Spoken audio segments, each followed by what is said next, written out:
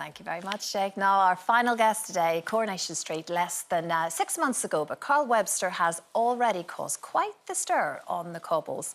Aside from his affair with his sister-in-law, Abby, and his fling with James Bailey, suspicions are growing over his involvement in the crash that left Tyrone seriously injured. So let's have a look at the clip from tonight's episode.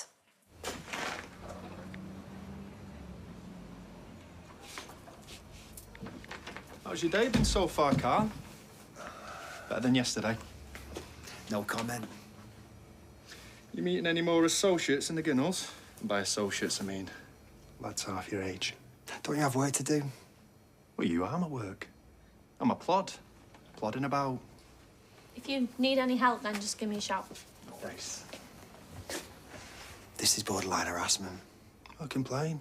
Then again, you'll be sticking your head above the parapet. You're a person of interest, not an interesting person.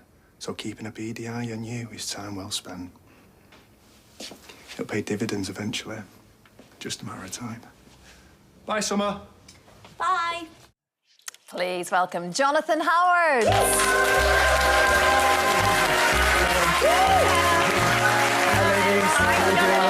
Hello. Welcome, Jonathan. Nice to meet you. Good to see you. How has life been? You've created a bit of a whirlwind. That's for sure. Well, you haven't, Carl, but you know, it's all the one for this, yeah. Yes.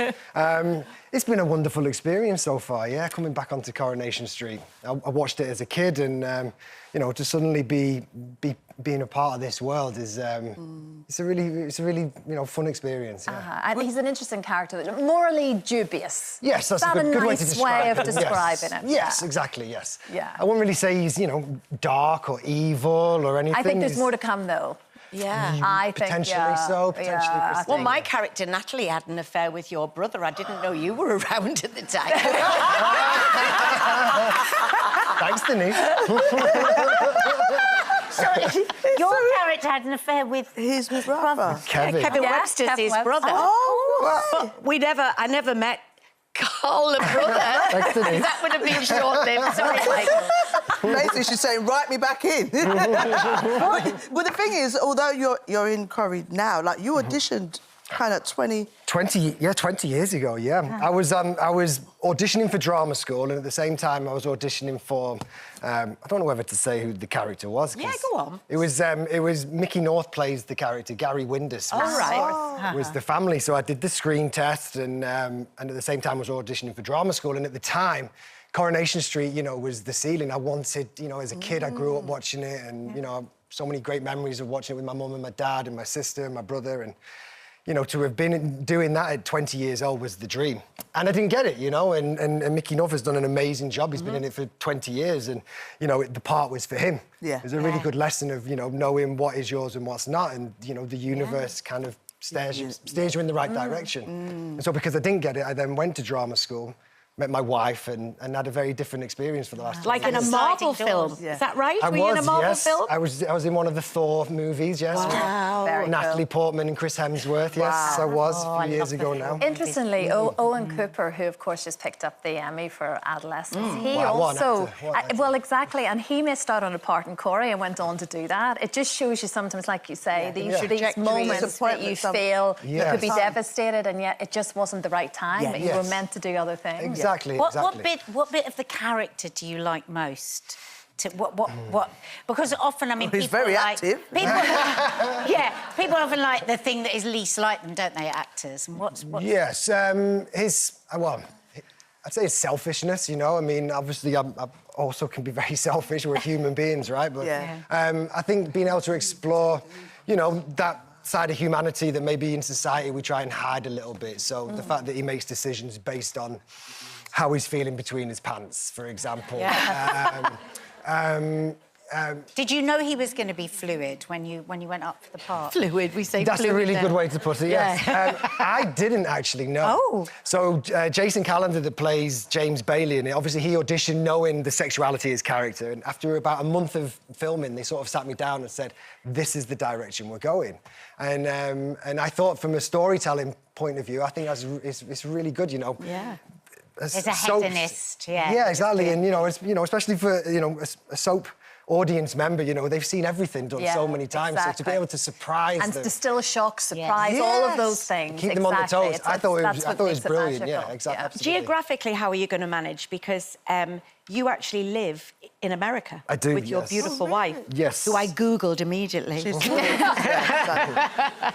She did all right, didn't she, Denise? She did. She showed us. She's beautiful. She's beautiful. Yeah, she is beautiful.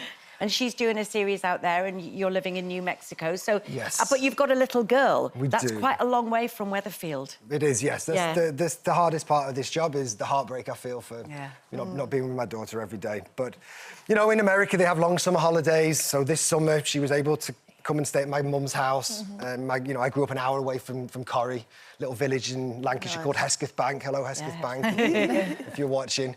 And so that was really beautiful. My daughter's lived her whole life in America. My wife is French. And so she got to come over to England for the summer and hang out with my niece and my nephew.